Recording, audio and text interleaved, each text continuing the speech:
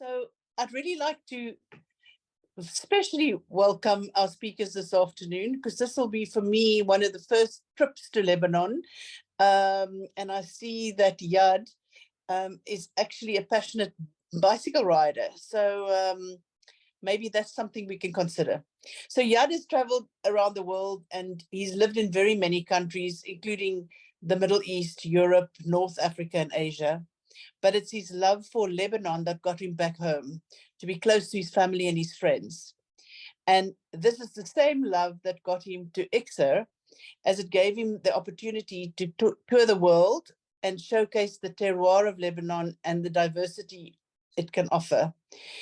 And I'm particularly interested in this because for me, coming from South Africa, we only actually really know Chateau Muzar. So this will be very lovely to see another angle of Lebanon. He joined ICSA at the beginning of 2022. And of course, is that correct?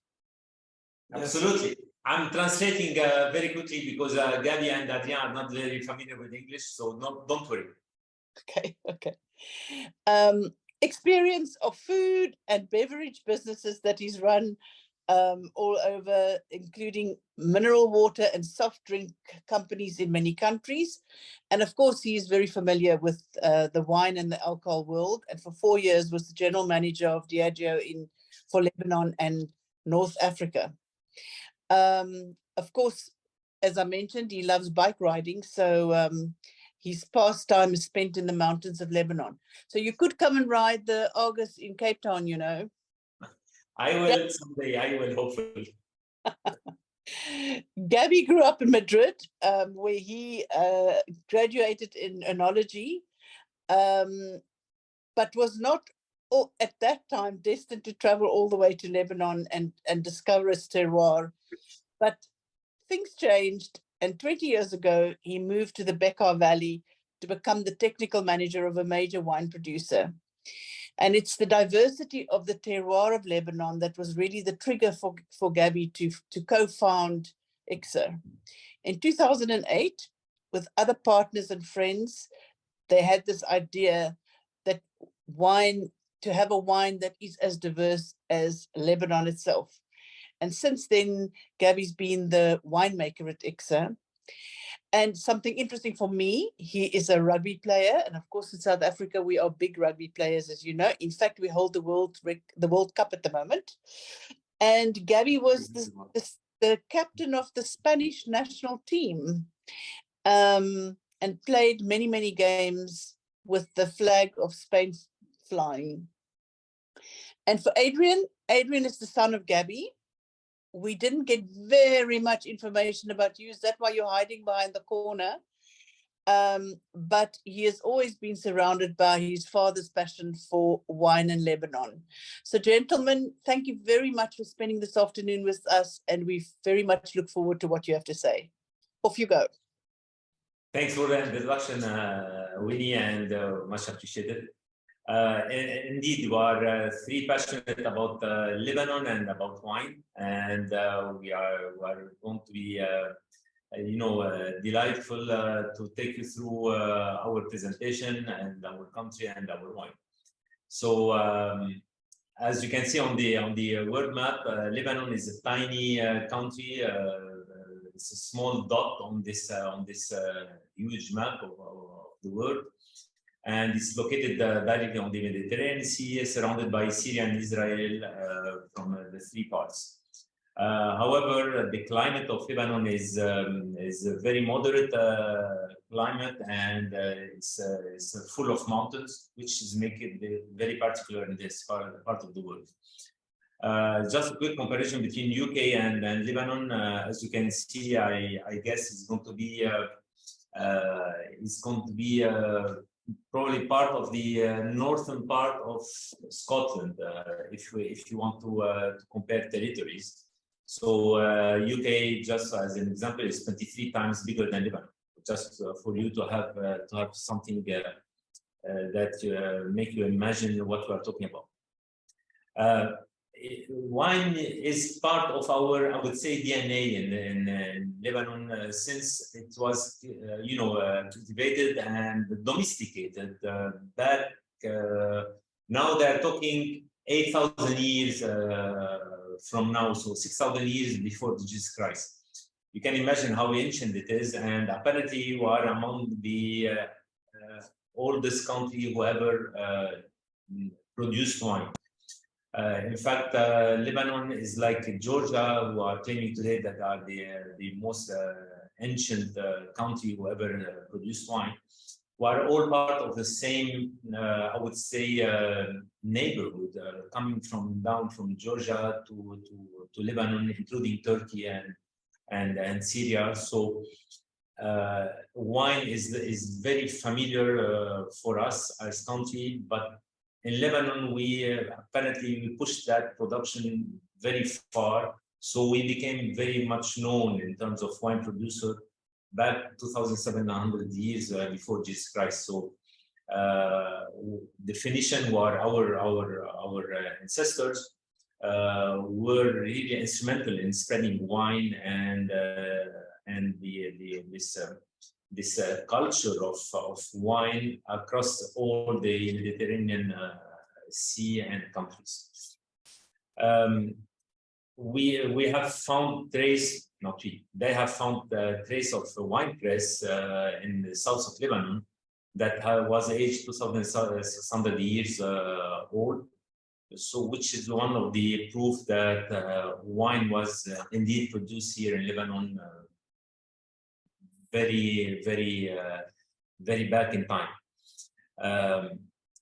Our winery is located in the north of Lebanon, and it's underneath this beautiful old house. This house is 400 years ago, was built in this region. We restored it the same way it used to be, and then we created underneath it the winery. So to preserve the environment and to preserve the scenery, nothing can be seen from outside whenever you look at the winery and the vineyards. The cellar is at level -3 underground, and it was built directly in the mountain. So it's a very modern winery, though it was built back in 2008. But we made sure at that moment to preserve the environment, at the same time to give it this particular touch of modernity with the history and ancient way of producing and preserving wine. We are today, because this is part of our mission at Ixir, we are using different regions to grow our grapes. Because the original mission of Ixir was to revive the old terroirs of Lebanon. Lebanon, as I mentioned, used to be covered by vines in the region we call Mount Lebanon, which is a chain of mountains going from north to south, facing the sea. And then on the east side, you will have a plain that is called Bekaa Valley. And after it, again, on the eastern side, you will have another chain of mountains. So the chain of mountains that is facing the sea on the west side used to be covered by vines because it's well exposed to the wind, to the rain, and it has very high mountains. And this is where grape used to be grown and wine used to be produced. During the Ottoman period, for religious reasons, the Ottoman took out all the vines that used to grow on those mountains. You know, Islam and alcohol is not, they don't melt well, let's say it like that. So when the Ottoman left Lebanon, they disappeared as an empire back in 1920, in Lebanon, we started growing again wine and grapes due to the presence of the French army who used to occupy Lebanon starting to 1920. So us as Exir, when we started this beautiful project, we decided that we have to go back to our roots, and this is the meaning of our logo. It's a lot of roots, because we cover all part of Lebanon, and we Gadi went across the territory looking and searching for the best terroirs to grow our grapes, and we focused on the mountains, and which is the particularity of Exir. All our grapes are coming from the mountains, not from the Bekaa Valley exclusively, which is giving the grape definitely a different taste. When you compare, let's say, a Syrah to another Syrah, the Syrah that is growing in the mountains and Syrah that is growing in the plain, you will have a different taste, definitely. So our vineyards are in the south at 900-meter altitude, and the north at 1800-meter altitude, which making them the highest vineyards in the northern hemisphere. No one is growing grapes at that altitude. We have other vineyards at 1,400-meter altitude, another one at 1,200-meter altitude, and the lowest one is at 400-meter altitude, facing the sea, where the winery is located. So, as you can see, we are benefiting from different levels and different altitudes. And we are taking advantage of the microclimates that exist in every single region of Lebanon. So in the south, you will have different microclimates from the north, and so on and so forth. So using those microclimates, different microclimates, is the best that we can do today to have this beautiful taste in terms of wine. So Gadi can really blend very nice juice that became wine because of this diversity that he's taking advantage of. And he's fermenting and he's producing his wine by separate terroirs. So whatever is coming from the south as Cabernet Sauvignon will be kept alone in a different tank from another Cabernet Sauvignon that is coming from the north, let's say. So and the blending will occur at the ultimate stage of the production cycle. So he can trace back the juice. At the same time, he can take advantage of a certain, let's say, vintage to add some flavor, to add some body or whatever to the wine in order to have the best wine ever every year, and the year after and the year after. This is an example of the type of vineyards that we are using. This is in the south. It's in the Jazin area, and you can see the difference between winter and summer because of the altitude. We have snow, of course, in Lebanon, and snow is giving a lot of added value to the grapes and to the vineyards there, because with snow, you don't need to irrigate, you don't need to use a lot of pesticides, or not to use at all pesticides in some regions. At the same time, the tough weather will make the vine by itself much stronger and much resilient and resistant to any other climate condition.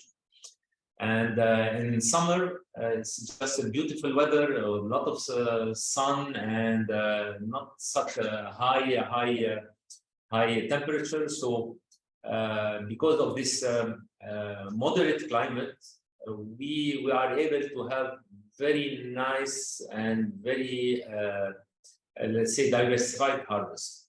Okay. This particular vineyard was rebuilt as per the ancient time in terrace. So we have rebuilt all those terraces that you can see, because it's located in a very stiff slope, and we had to rebuild the terrace in order to use properly this land, exactly like our ancestors used to do. So those are the 6 main vineyards we are using today. As I told you, this is the lowest one in terms of altitude at 400-meter altitude, and this is the highest one at 1,800-meter altitude. And as you can see, the soil is in English, agrocalcaire, argilo-calcaire. Okay, yeah. Sorry for my English. I'm much better in French.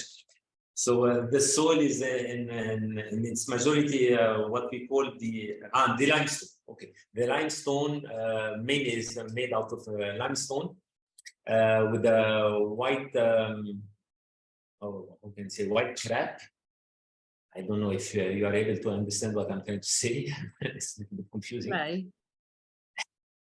Okay, which is giving a lot of strength because this limestone and the white crap are protecting the roots from the heat. At the same time, it's allowing rainfall to go through and not to stagnate at the surface. So it's being kept deep inside the soil, and it's benefiting to the plant during summertime. Jad, just to let you know that Wink, one of our members, is online, and she's very good at translating from French. If you have any problems with any of your technical terms, she's quite happy to step in. Lovely. Thank you, Wink. Un de leurs membres maîtrise très bien le français, donc elle serait capable de traduire. D'accord. So whenever he will be intervening, and he's eager to do so, I hope that the lady, the nice translator, will be able to translate it instead of me. D'accord. Passe à l'autre part. Okay. I can do it as long as it's not too late, because I have to go at about 5 to 3. I don't think those are the most important one, but anyway, if you would need any question later on about those ones, at that moment maybe you can intervene with Gary. Okay. On peut reprendre le truc d'avant. Je dis c'est pas très important maintenant vu qu'on va se focaliser sur ça. On peut revenir après en fonction des questions. Okay, the grape varieties that we are using mainly are Cabernet Sauvignon, Syrah, Calvados, and Tempranillo for altitude. Altitude is our first wine. We have 3 types. We have the altitude, we have the Grand Reserve, and then we have the L. And we are going to go through each one of them. The altitude is, as I said, made out of Cabernet Sauvignon, Syrah, Calvados, and Tempranillo. And I'm not sure that if each one of you is familiar with Calvados, which is a very particular varietal. Calvados is a mix between Grenache and Malbec. So they created the Calvados, and apparently need to be confirmed by the specialists. But apparently Calvados is among the very few foreign varietals that are close to one of the oldest varietals we used to have here and got lost because of this Ottoman practice that took out all the vines. So we're not able to bring back those varietals that used to grow in Lebanon. Apparently, again, I'm very cautious using that. Apparently, Calvados is very close to one of these oldest varietals that we used to have here in Lebanon. So we are using, I would say, Western varietals, very common in Europe: Cabernet Sauvignon, Syrah, Tempranillo, Merlot, you name it. However, we are right now, like many other wineries in Lebanon, we are testing and we are trying to revive some old varietals that used to exist here in Lebanon, and now we are bringing them to life again. And we are going to test them with our wines. All the wineries are trying to do so in order to take the best out of those local varieties. So till now, we are using, again, between quote unquote, the Western varietals rather than something local, beside the one where we are using in white, as we are going to see right now. Okay, so this was in brief the presentation of Iksir Winery and Lebanon in terms of terroir. Please feel free to ask any question, and I'm pretty sure that Gabby will make the best to answer all your questions from a technical point of view. I'm not the specialist; he's the specialist with his son Adrian. So please, whoever feels like we're ready.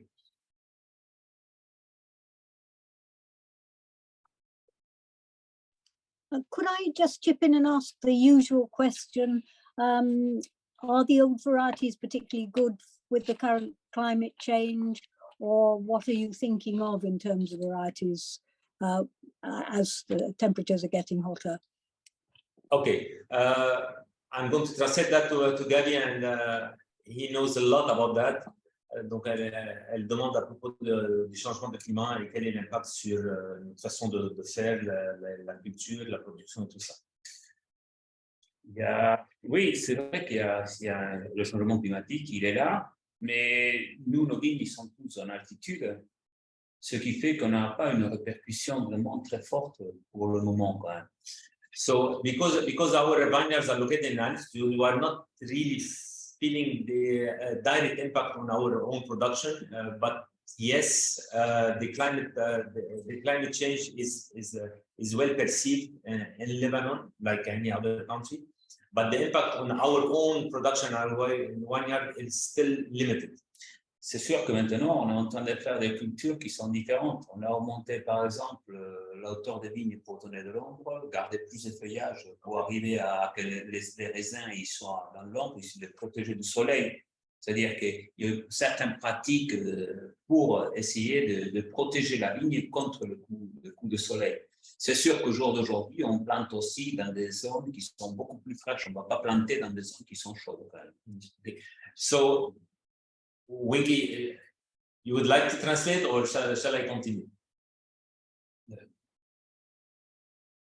I will continue. Okay, don't worry. So please continue, because you're doing well. We had to change our practices.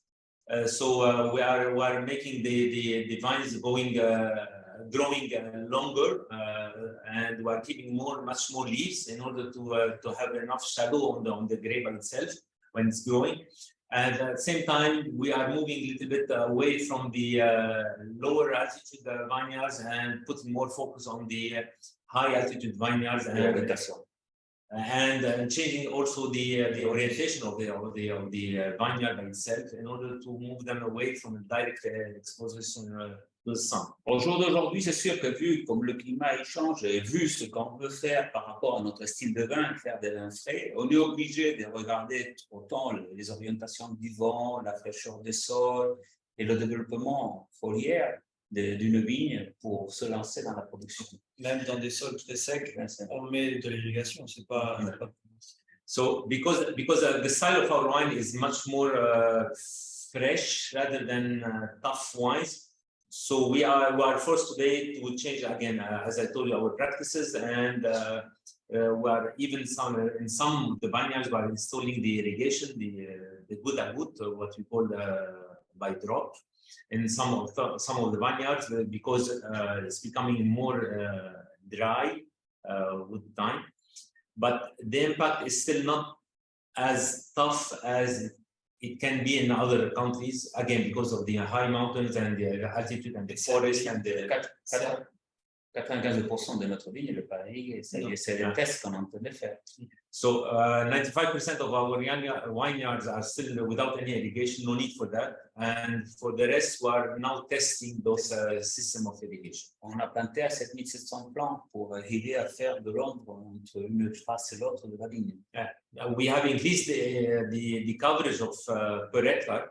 So in order that more shadow will be brought by the vines when they are more closer one to the other, rather than having those famous 1.4 or 2 meters distance between one line and another line of vines. So we're adjusting our way of production.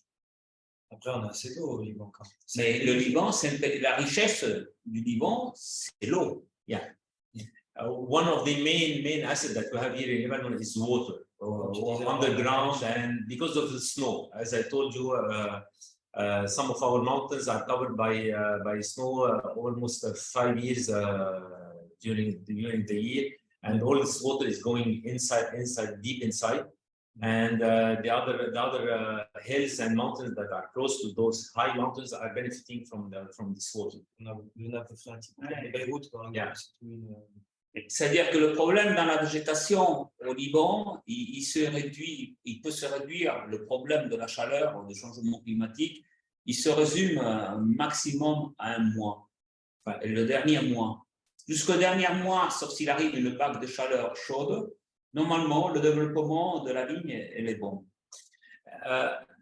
The last month of the cycle of the grape is very critical due to this climate change, which is usually mid-July to mid-August. So if not by chance, by bad luck, we'll have this heat wave in this particular period, we might have an impact on the quality of the grape. But besides that particular period that is very critical, we don't feel yet any major impact on the grape and on the wine production.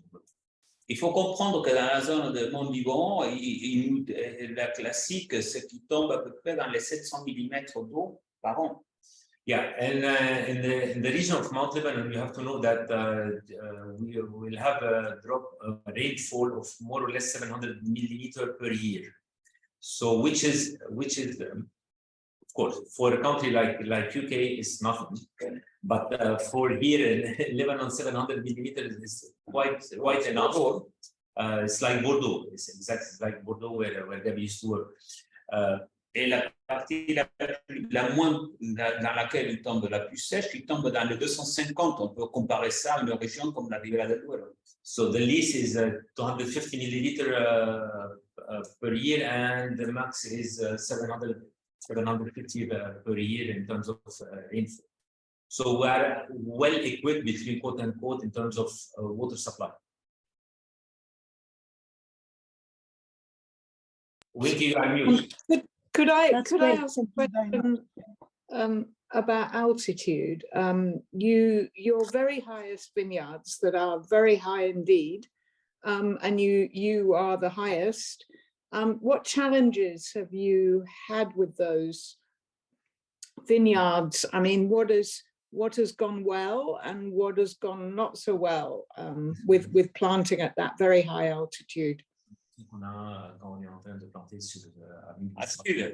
en haute altitude, et quels sont les avantages et quels sont les inconvénients? Le gros, bon, dans la grande altitude, en haute altitude, le problème qu'il y a, c'est la neige.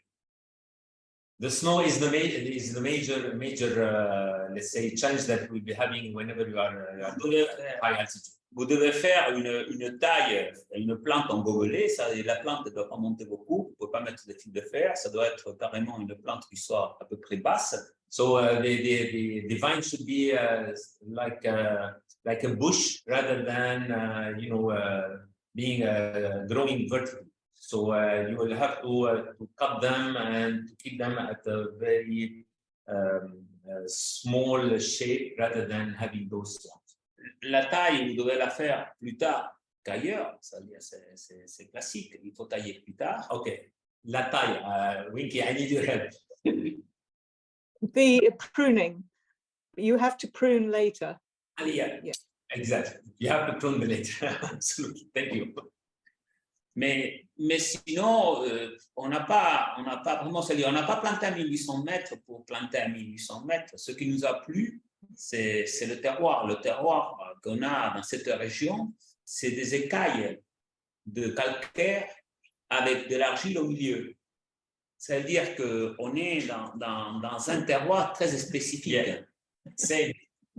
So Des petites we plantes. are growing grapes or vines at that particular altitude not because of we want to show off, rather than because of the terroir and the soil by itself, which is just great to grow vines and grape, because you have a first layer of limestone, and then you have those white crack above them, and the white cracks are protecting the soil from the heat, because one of the challenges is that Gabby did not mention is when you are growing at high altitude, during daytime you are closer to the sun, so the heat and the UV are much harmful than when you are at lower altitude, and nights are colder.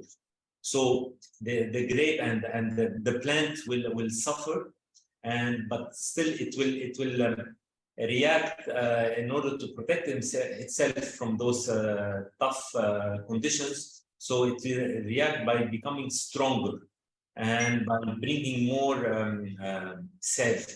liquid to its racine, to its roots, which will benefit to the grape, but because it's bringing more and more strength from the soil in order to protect itself from all those tough climates. Au niveau de l'altitude, au niveau de la chaleur, c'est le soleil, notre grand problème normalement quand les années sont chaudes. C'est pour ça que la neige, les années qui neigent beaucoup au Liban, on est sauvé, les terres elles sont froides, et à ce moment-là, on peut ce mois le réduire beaucoup plus et avoir beaucoup moins de problèmes. When winters are tougher than normal, we'll have much more snow, so the snow will last longer on the mountains, and at the same time it will keep the soil colder for longer period of time. Whenever it melts, still the soil will be kept colder than normal, which is limiting or reducing the length of this critical period we talked about earlier. This month, mid-July to mid-August, will become shorter in terms of critical condition due to this snow that lasted longer. Il faut comprendre que do the grapes thicker skins? When the grapes are ripe, quand les raisins sont mûrs, est-ce que les peaux sont plus épais? Do they have thicker skins? C'est sûr qu'on est dans un climat qui est à peu près extrême. Et dans les sols qu'on plante, c'est des sols très calcaires, ce qui fait, ça ne fait pas de grosses baies avec des peaux fines. C'est sûr qu'à ce niveau-là, les peaux, ils sont épaisses, bien sûr. Okay, so that is a yes, I think. C'est logique. Il faut prendre, nous, à peu près par hectare, on produit à peu près entre 4 000 et 6 000 kilos, maximum 5 000 kilos à l'hectare. C'est-à-dire, on a une toute petite production. Et les grappes sont petites, ce n'est pas des grosses grappes. So what we are producing is between 4 to 6 tons per hectare, which is limiting our production. And at the same time, the grape by itself are smaller, and the resin. The grapes, the individual grapes are small. Are smaller. The berries. Que la période de la véraison, carrément la période dans laquelle il va se gonfler carrément la baie de raisin, et que la peau elle va devenir, si vous voulez, un peu fine, ce moment-là, la climatologie elle est assez sévère, ce qui fait que la baie elle reste petite, elle reste pas énorme. So from the time it start growing till it reach the full age or full grape, due to the climate condition, the grape by itself will not be able to grow enough and bigger, so the skin will remain a little bit thick because it's not extending and being filled with the water and juice to make it thinner. So the resin by themselves are smaller than usual. On fait partie des pays dans lesquels le kilo de raisin, il produit moins de jus de raisin. We are part of those countries where each kilogram of grape will produce less juice than in other countries where you have other type of climate conditions, like in France, let's say. Et nos vendanges, ils sont de 2 mois. And our harvests are lasting for 2 months. Again, because of those different altitudes. You know, more you are low in altitude, earlier you will be starting, and more you are going in high altitudes, you will be harvesting very late. So this is why we have harvests that are lasting for 2 months. However, one particular observation about the climate change. Last 2 years, we have started harvesting a little bit earlier than usual. We used to harvest at 20 août. Ouais. Around 15-20 August, we used to start harvesting. And last year and the year before, we have started around the 15th. So it was a little bit earlier than usual. And we noticed that. So worth mentioning. Can I just ask what is your total production, and then where is the wine sold? How much of that do you export and where? Okay. We are producing more or less around 550,000 bottles per year. This is in terms of production. So for Lebanon, we are a mid-sized to large-sized winery, of course, but comparing to other wineries across the globe, we might be a small winery. However, it's enough for us. After the crisis that started in 2019, the economic crisis that we are having currently in Lebanon, we shifted our focus from the local market to export. And nowadays, we are reaching almost 6% of our production is going to the export markets, 60. And of course, Europe is one of our largest markets due to the comparable type of wine we are producing here versus the European one, mainly French ones. But we are also exporting a lot to the United States. UK is one of our major markets, and not recently, but 3 or 4 years ago, we have started exporting and recently become a little bit more aggressive to Asia. So if you want to to categorize those export markets, the main ones are Europe outside UK. So I'm talking about Belgium, France, and Germany. Then we have UK, which is our second largest market after Belgium. And then we have in terms of focus, we have the United States. Thank you. Could I just ask what your selling prices for your wines are, for your range of wines? Yeah, of course. It depends on the markets, but I will give you an average price in dollars. I need to translate in pounds, but Okay. the altitudes, we are selling it ex-works from Lebanon without cost, without logistic, without any benefits, anything. We are selling it to the distributors at more or less $8 per bottle, reaching around, on average, $16 to $18 on shelf in the export markets on average. So times 2. Between logistic, shipping, taxes, profit, blah, blah, blah, blah. So it's reaching more or less $16 to $18 on shelf. The Grand Reserve is around $12, more or less. And then it's reaching $25, $23 on shelf. L is around $24, and it's reaching more or less $50 on shelf. So to make it a very, sort of rounding thing is $10, $15, $25 between ranges.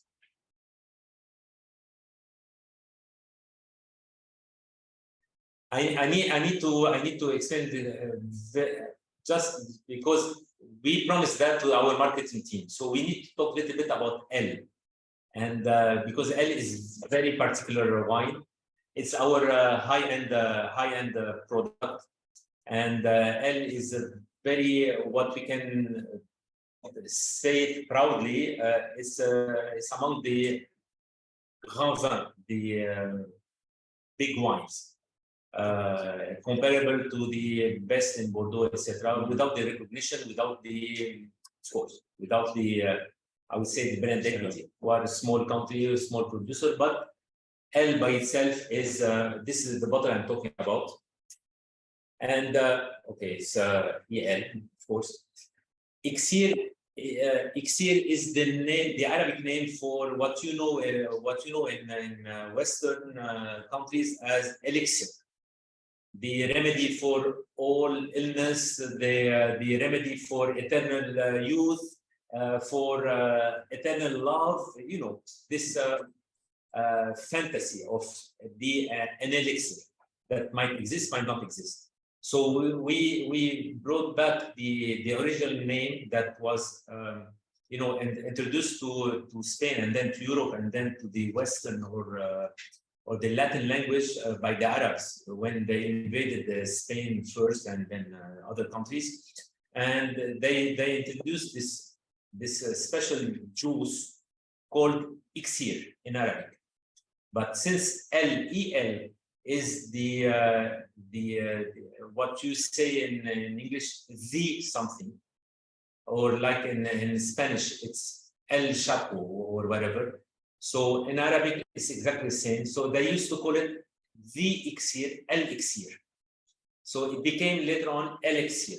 So they brought back the EL and the Iksir, and they made it one word in the Latin language to become an elixir. So us, because our name is Iksir, the original name, for L, because this is the best wine that we have and the high-end wine, etc., we decided to name it L, EL, just L, because when you bring back the L with Iksir, it will become again an elixir. So it is an elixir, and it is the Iksir, L Iksir, it is the Iksir, it's our Iksir. At the same time, it's a sort of sign to our Phoenician roots and ancestor. El during Phoenician time used to be the name of the god of all gods.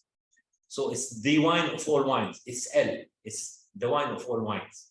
You know, in all modesty, but here it is. And is that the same blend of grapes each time? Between L and Grand Altitude. No. L, what grapes are in L? This one is Syrah, Cabernet Sauvignon, and Merlot. Syrah, Cabernet Sauvignon, and Merlot. And it's aged on average 24 months in oak barrels. So it has a lot of body, and it's really a very, very sophisticated wine, I would say. Can we get that in the UK? Yeah, of course. Yeah. Enotra is selling it, and Majestics is selling it online. Okay. So Enotra is our distributor in the UK. They have places in many restaurants and many other places. I don't know the names. It's their job. But Majestics is selling it online. Yeah. Don't ask me about the price. That's okay. Thank you. Does anybody else have any more questions for Jad or Gabby? I have one. When you will be visiting us? When you can invite us. Most welcome. No, we need you here for 3 days only, and I'm not sure you'll be able to, you know, to be awake with the 4th day, but definitely I can promise you 3 days of heaven. What is the best time of year to come up to visit you? You know, definitely starting now. May, June is a perfect time. It's very moderate climate. July, August might be a little bit hot, but also it might be crowded. A lot of tourists and a lot of Lebanese coming back to their homeland during summertime. So it's not, we don't like it. It's a lot of traffic, a lot of people around, but May, June, and then September, October, definitely. It's just, And if we were to come in the middle of winter, is there any good skiing nearby? at least you will have 3 months of continuous skiing. And it's, I would say, me driving 30 minutes away from Beirut up to the mountains, him driving, it will be 45 minutes from mountain to slopes. And Well, then I propose a skiing trip where we visit your vineyard. propose a skiing, wine, and a swimming trip, because you can go to the slopes in the morning. They close at 3 p.m. You go down to the beach, you have your swim, and then you have your wine at sunset or at dinner. So this is a program. When are we going, folks? I'd like to go, please. Yes, we definitely need a trip there. I just checked online with Majestic. They don't have at the moment. They've only got the Grand Reserve, which they charge £20 for in Mix 6. Then you better get some there, yeah. Yes. The Grand Reserve. I'm sorry I have to go, but thank you so much and see you over there, and goodbye to everyone else. I have another meeting I have to Bye, attend. Wing. Thank you, Goodbye. Wing. Thanks.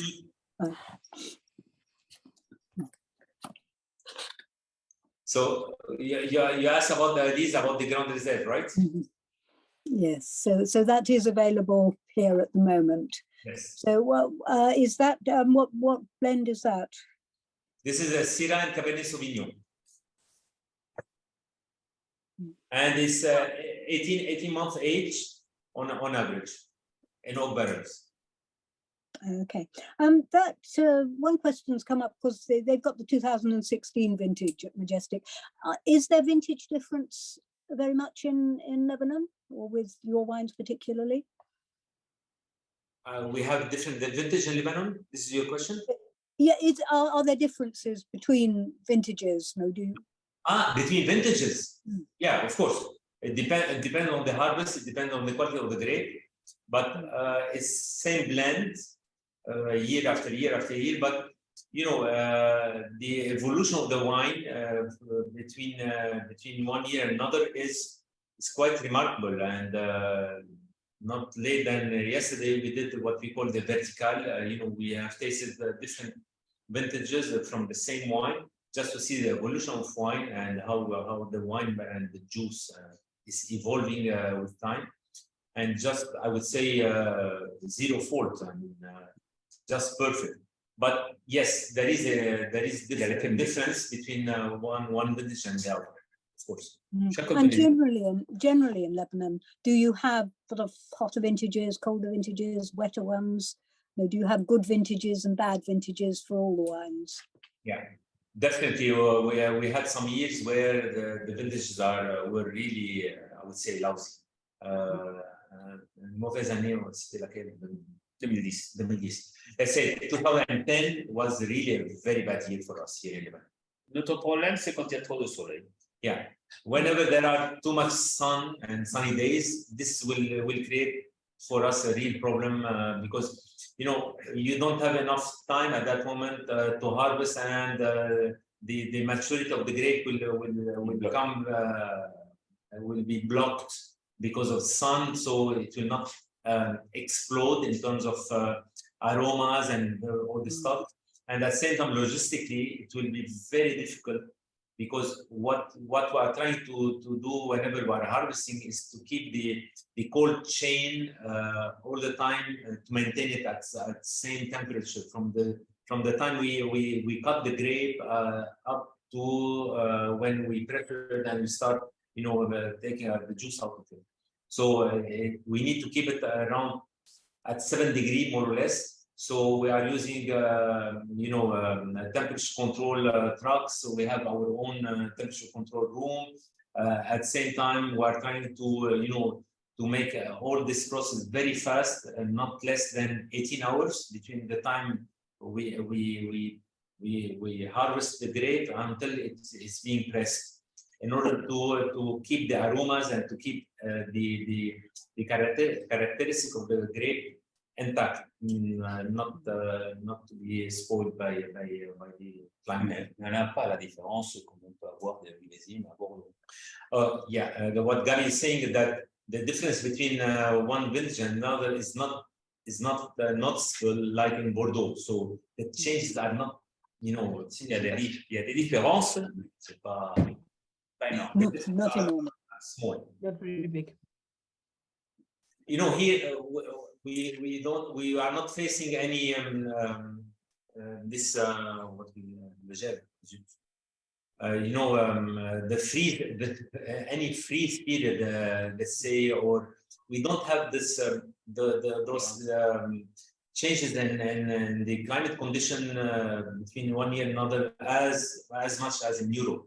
So I would say it's very sort of steady conditions year after year, and the seasons are very well marked. Between spring and summer, we don't have tough conditions like in Europe, but we have, of course. Thank you.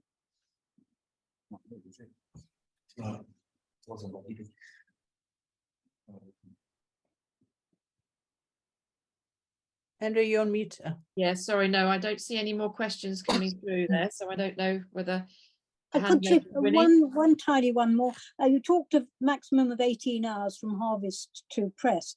Your vineyards are very wide apart, aren't they? So are there problems with transporting the grapes, given some of the political problems there have been in Lebanon?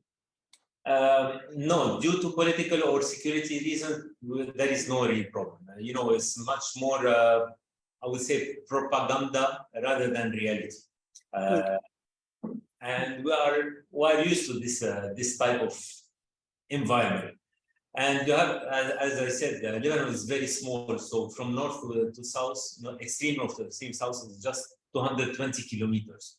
And from west coast to east coast to east side is 50 kilometers. So, the longest trip would take a max of 4 hours by truck.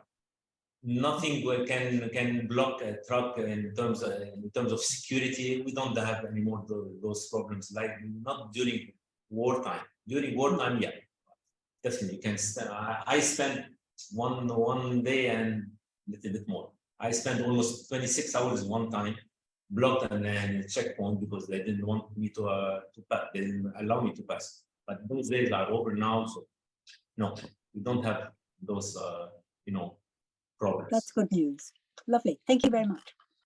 Well, if there are no more questions, thank you very much. That was really enlightening for me specifically, and I'm very pleased that we had such a long time to ask questions and discuss things, because very often we don't have that opportunity and we only think of the questions afterwards. So thank you very much for your time.